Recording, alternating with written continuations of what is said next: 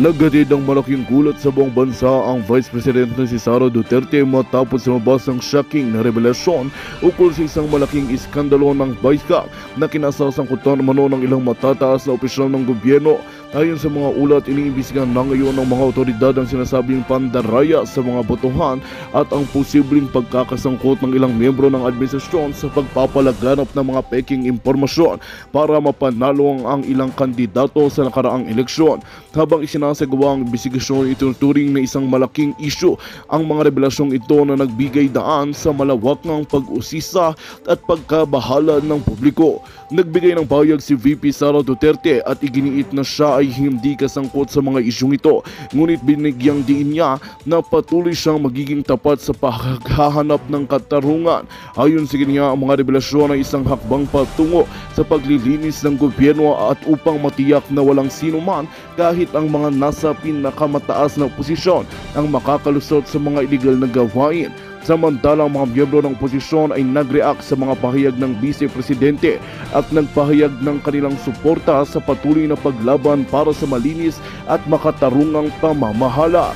Ang isyu ng Vicecam ay patuloy na nagiging isang hot topic sa buong bansa at wala pang final na pahayag mula sa Malacanang ukol dito. Maraming sektor ang naghahabang sa magiging kahihinatnan ng imbestigasyon at kung ano ang magiging hakbang ng administrasyon sa mga susunod na araw. Ang mga kaganapang ito ay nagbigay ng masusing pagtingin sa politika ng bansa at kung paano nito apektuhan ang tiwala ng mga mamamayan. At yan nga ang balitang ating pakakatutukan. Ngunit bagong lahat, siguraduhin mag-subscribe at i-hit ang notification bell para sa patuloy na pagtutok sa mga sulyap ng bagong balita sa tunay na boses ng masa.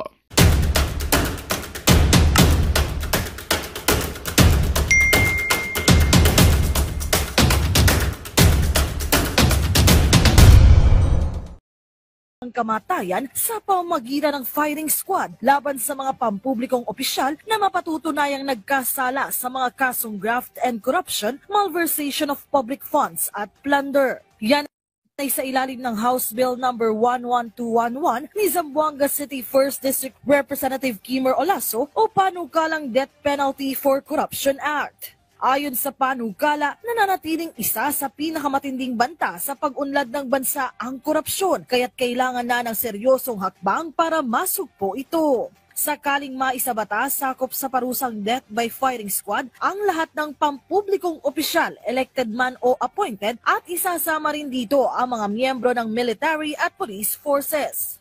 Sad to say that it's been growing. Sir, saglit lang, saglit. Ang ganda ng panukala mo, ha. Ako ganyan ang paniwala ko eh. Kahit ikaw ay pula, kahit ikaw ay dilaw, ha? Kahit kayo ay asul, ano pa man kayo. Pero pag gusto ko yung inyong mga ginagawa, yung mga inyong panukala, nako, suportahan ko yan. Ako, gusto ko yung ginagawa mo, firing squad. Kayo ba, pabor kayo sa firing squad dyan sa mga magnanakaw? Firing squad, as in P, mga PI kasi kayo. Di ba? Pabor kayo. Ako talaga pabor. Lagay nyo dyan sa comment section na. Pero, merong akong dagdag. Sino kayang nakakaalam? Pwede ba kaya ka naming ma-interview sa aming vlog dito sa Banateros? Sa aming programa sa SMNI, ganun na rin. No, kasi meron akong gustong idagdag. Pwede ba pati adik? Pati adik, pabor ba kayo? Kasi alam mo, salot parehas yan. Yang magnanakaw na politiko, yang korap na politiko, salot yan sa bansang Pilipinas, walang maidudulot na mabuti yan. Dapat yan pinapiring squad talaga. Hindi lang pwedeng death penalty na basta death penalty lang. Firing squad nang may karoon ng medyo kahihiyan. Hindi naman ito para sila ay bastusin, pero ito ay magsilbing leksyon sa mga korap. O isipin mo, nakakahiya yun. Nakakahiya sa pamilya mo, nakakahiya sa mundo, nakakahiya sa kapitbahay mo, nakakahiya sa kanegosyante mo. Pabor ako, dapat talaga firing squad. Sana maipasa to, no? And again, pangalawang salot, itong mga adik na politiko. Isama nyo na, pwede ba? Pwede. Request lang. Sana makarating tong request ko sa'yo. Damay na natin yung adik. Kasi walang gagawing mabuti tong mga adik. Di ba? Yung adik nga, na walang pera, grabe ang pansasamantala sa taong bayan. Grabe ang nagiging perwisyo sa Pilipinas. Yung pa kayang adik na nasa posisyon, yung adik na mayaman, ang sakit sa ulo niyan. Ang laking problema nating mga Pilipino dyan. Hindi po pwede na ikaw ay opisyal, adik ka. Hindi po pwede na ikaw ay, halimbawa lang to, senador, adik ka. O kaya presidente, o kaya vice president, o kaya pulis, o kaya sundalo na adik. Hindi talaga po pwede. So pwede ba isama nyo na yung mga adik dyan ng malintikan nitong mga ito, ha? Pakiusap lang po. Isali nyo. Pero tanungin ko rin kayo, kayo ba pabor sa firing squad dito sa mga kurap or kurap at adik? Lagay nyo na rin kung kurap at adik kung ano mas gusto nyo, ha? Around. Kaya sabi ko, we should do this because to give a lesson. Alam nyo, pag nasampulan lang to na isa, I really believe that this will put a stop on it. Yun. Exactly, yan yung sinabi ko. Alam nyo, ang problema sa Pilipinas, ha? Pansinin nyo, meron akong nakitang video dyan sa China. Iniwan yung bisikleta, binalikan, andun pa rin. Sa Japan, ganun din. Iwan mo lang yung bisikleta mo, andyan. Sa Hong Kong, ganun din. Bakit sumusunod naman yung mga Pilipino? Bakit sa Pilipinas, hindi mo pa naiiwan yung bisikleta mo, nawawala na? Malambot kasi yung batas natin. Dapat ba sampulan niya mga pistiho na yan? Hindi, kasi alam nyo, hindi na ubre. Diba? Una, inalis pa nga yung death penalty. Kaya itong mga ito, alam mo kaya ako pabor dito.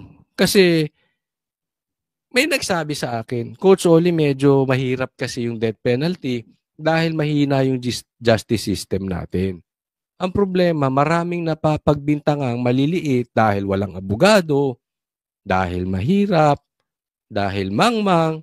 So kahit wala silang kasalanan, nakukulong. Kawawa naman kung mamamatay ng inosente. I agree. Kaya nga, para lang sa mga politiko. Ibig sabihin, pag ang politiko na patunayan mong korap, magnanakaw at adik, malaking bagay po yun. Bakit? May pang-abogado yan. May power yan. Kayang ipagtanggol ang sarili. Diba? So, ibig sabihin, pag convicted na politiko, gaya ni Franz Castro, ibig sabihin, legit. Politiko ka na. Nasa panig ka pa ni BBM, nasa panig ka pa ni Tamba, tapos napatunayan ka nga child abuser. Ibig sabihin, totoo at walang kakupas-kupas, walang kakurap-kurap na kasinungalingan. Diba? So hindi magagamit yung, hindi, inosente yan. Ano lang yan, kawawa. Hindi po pwede. Sa politiko lang ito. Sa politiko. Sa pulis, medyo ano pa ako At saka sa sundalo, no? Siguro pwede na yung death penalty pero wag ng firing squad. Dito na lang sa mga politiko. Kasi sabi nga, much is given, much is required. Nabigyan ka ng kapangyarihan, dapat naman, wag mong gamitin sa kalokohan. Nabigyan ka ng kapangyarihan para tulungan mo yung mga maliliit na tao. Tapos anong ginagawa mo? Ninanakawan mo. Diba? Dapat ikaw ay nagtuturo ng magandang halimbawa. Number 1 kang adik. Anong ituturo mo sa bansang Pilipinas? Di wala. Nga.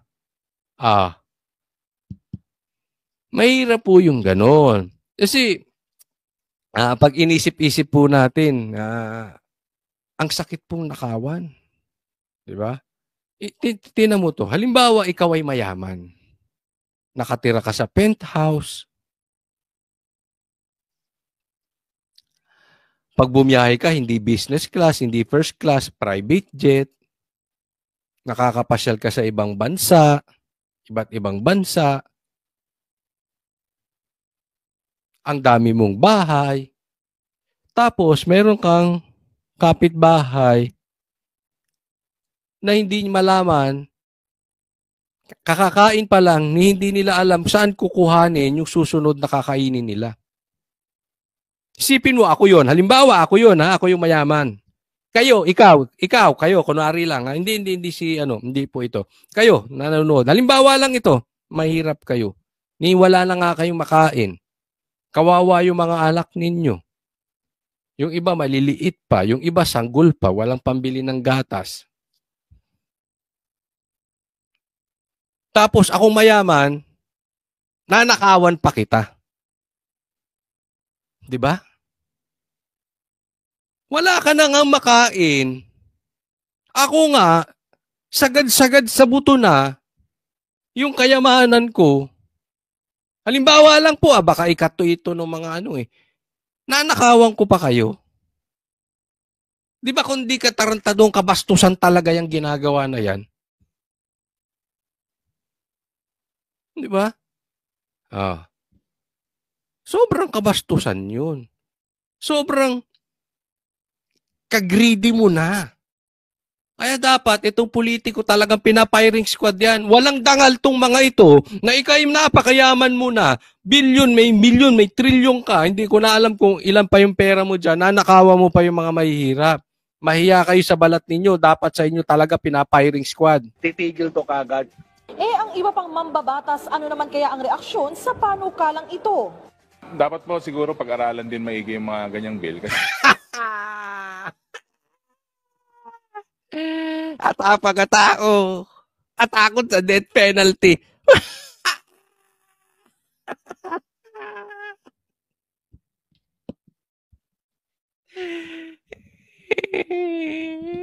Sir, nagtatanong lang ha. Huwag ka magagalit. Baka ikaw ba unang mabiktima niyang firing squad?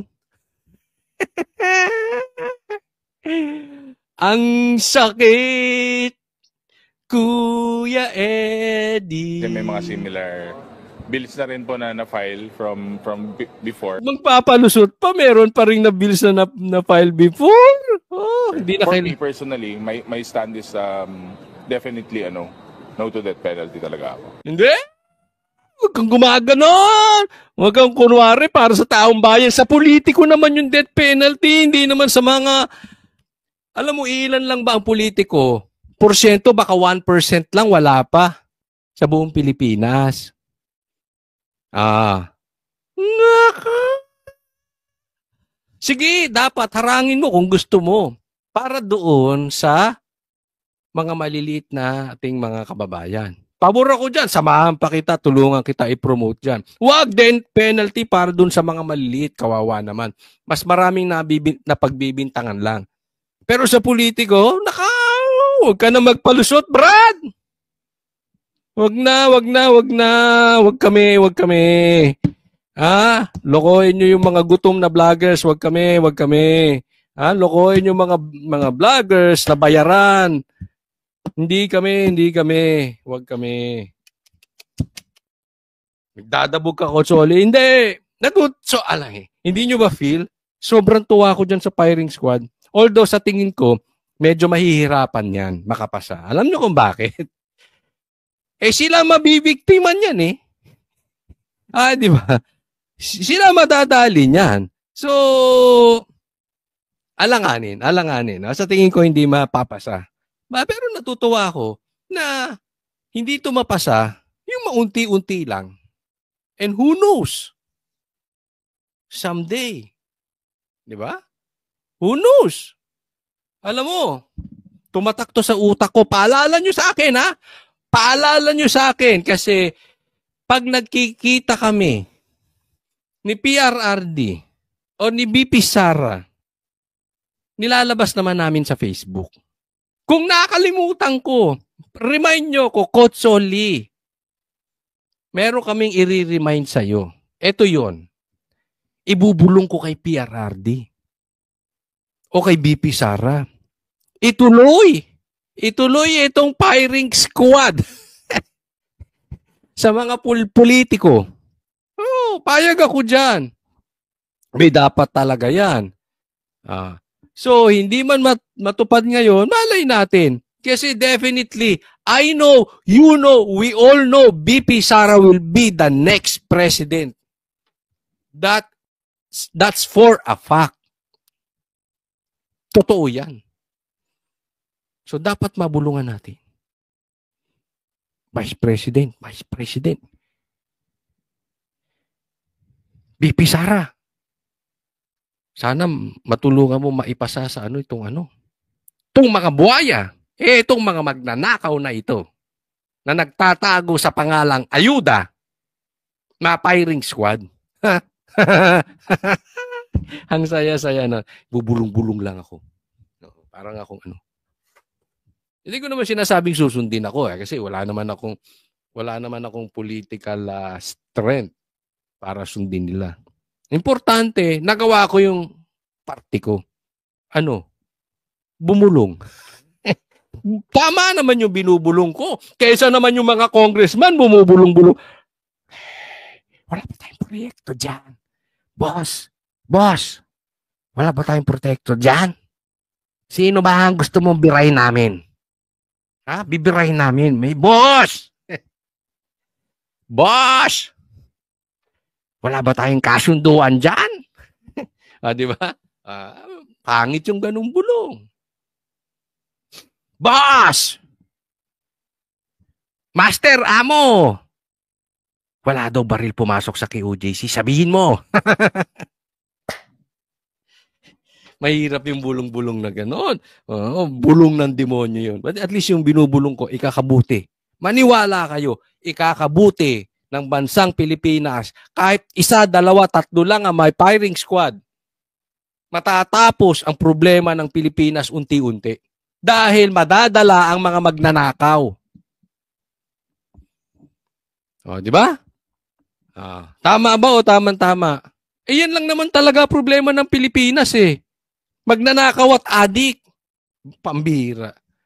Pag sinama mo pa yan sa iisang tao, adik na, magnanakaw pa, tapos tayo dyan. Mahirap yan. Talaga ako. Well, nag-file din ako ng bill to reimpose the death penalty for certain heinous crimes. Plunder is the most logical crime to be... Wag ka na, mandami pang sinasabi. Suportahan mo na lang yung firing squad. Ayos na yun. Tatakot ka ba? Hindi, ako'y nagtatanong lang, ha? Natatakot ka ma-firing squad? Tanong lang naman. Wala naman tayong di ba? Pwede mo rin namang sabihin, I invoke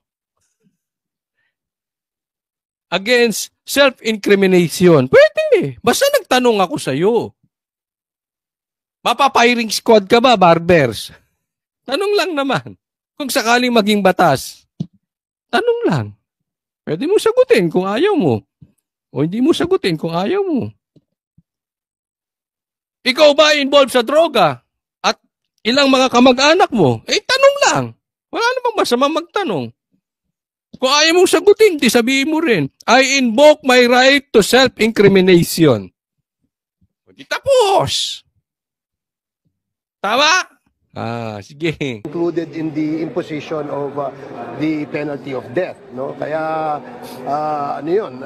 kasi may clear benefit doon sa player o doon sa actor, and of course I think it is... Dami mong sinasabi. Suportahan nyo na lang. Di ba? Bakit kayo nagtulong-tulong kayo para banatan si Sara? Ba't hindi kayo ngayon magtulong-tulong para maipasa yung batas na yan? Ang dami mong dak-dak. Susuporta o hindi? Ganun lang naman. Yan lang naman ang kailangan dito sa mga mambabatas na ito eh. Gagawin nyo bang batas o hindi? Pipirma ka ba o hindi? Hindi dami pang dinakdak. Baka nag-aantay ng alam nyo na. Para sa pirma. pirma. Kaya nga hindi na umusad yung impeachment no? Oh, nagbuka kayong tanga pare-parehas. Panay ang gisa nyo kay BP Sara. Walang nangyayari sa inyo. Nako. Tinamaan ng lintik. Serious step to really send a signal that corruption should not be taken lightly. Bagamat ilang buwan na lang ang nalalabi sa 19th Congress, umaasa ang principal author ng panukala na makalulusot pa rin ito. Ako personally, hindi ko siya kilala ha. Pakilala nyo sa akin at sana ma-interview natin to. At gusto ko itong ginagawa nito. Hindi ko alam. Kung ito'y pink, okay lang, walang problema. Wala namang problema sa akin kung ano kulay mo Kung pink ka, dilaw ka. Basta wag ka lang epal. Maganda to, maganda. Ngayon, kung epal siya, basta maipasa niya yan, walang problema rin sa akin. Kahit best friend pa siya ni Trillanes. Pag naipasa mo yung batas na yan, saludo ko sa'yo. Hindi, kayo. Ako honestly, hindi ko siya kilala. Hindi ko alam kung anong kulay nito. Pero kayo, susuportahan nyo ba itong mama? Kung sakali, maipasa niya yung batas na yun. Ako I will guarantee you, kalahati ng problema ng Pilipinas matatapos pag naipasa yung batas nitong firing squad.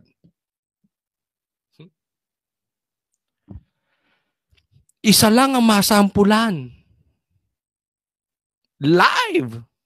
Diyan lahat ng vloggers naka-live Pambi. Diyan yung media. Pag hindi tuminuyang mga yan, yung mga buhaya na yan na walang kabusugan sa pagnanakaw, walang kabusugan, akalain mo, bigla ko tuloy naalala, papasensya na po naalala ko yung itong mga nangaagaw ng asawa na may asawa, itong nangaagaw ng mga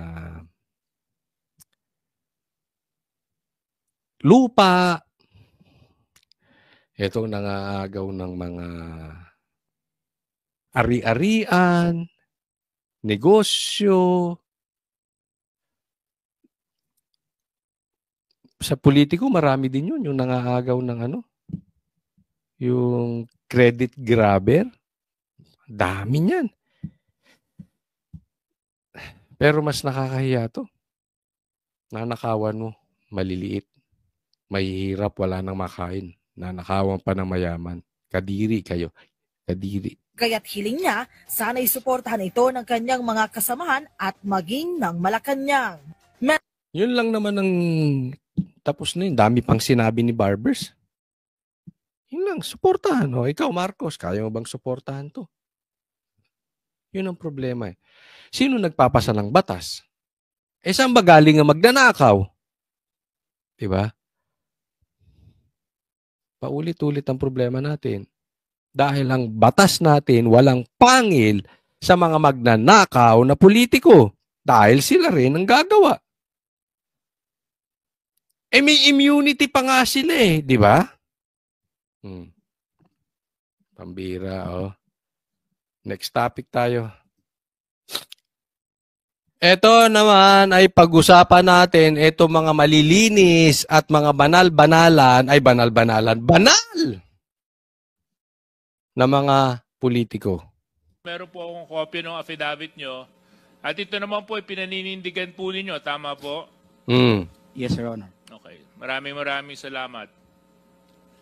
Dito po sa number 7 ng inyong sinumpang salaysay, sinabi po ninyo dito, when I entered the end room, I saw two lawyers of Magandang balita ang hatid namin sa inyo ngayong araw. Sa pagtatapos ng aming balitaan, nagbigay kami ng mga mahalagang impormasyon. Maraming salamat sa pagtutok at pagsuporta sa aming programa. Huwag kalimutang manatili sa mga susunod na araw para sa mga bagong balita at mga kwento na dapat nating abangan. Mula sa Boses ng Masa, magandang araw Pilipinas!